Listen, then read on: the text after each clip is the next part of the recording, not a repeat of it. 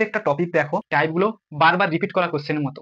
কিভাবে করা যাচ্ছে দেখো, প্রথম গণিতটা, প্রথম একটা বলেছে দেখো, এক ফল বিক্রেতার কাছে কিছু আপেল ছিল। সে 40% আপেল বিক্রয় করার পর 30টি আপেল অবশিষ্ট থাকলে প্রথমে তার কাছে কতগুলি আপেল ছিল? তোমাদের কি বলেছে যে 40% আপেল বিক্রয় হয়ে গেছে, তারপরে কত থাকছে? 30টি আপেল। 40% যদি আপেল বিক্রয় হয়ে যায় তাহলে সেটা আর নেই, তাহলে কত আপেল পড়ে আছে?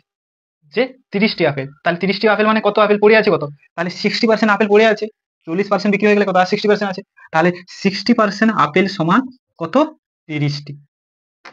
60% আপেল সমান 30টি। তাহলে আমাকে বের করতে বলেছে তার কাছে কতগুলি আপেল ছিল প্রথমে, মানে টোটাল আপেল। তাহলে 60% আর যদি 30 হয় তাহলে আমাকে বের করতে হবে কত? 100%। তাহলে 100% সমান হবে 23/60% ইন্টু 100%। কাটাকাটি করে নাও, পার্সেন্ট পার্সেন্ট কেটে যাবে, 0। 30 2 60, 60 50, অর্থাৎ তার কাছে 50টি আপেল ছিল।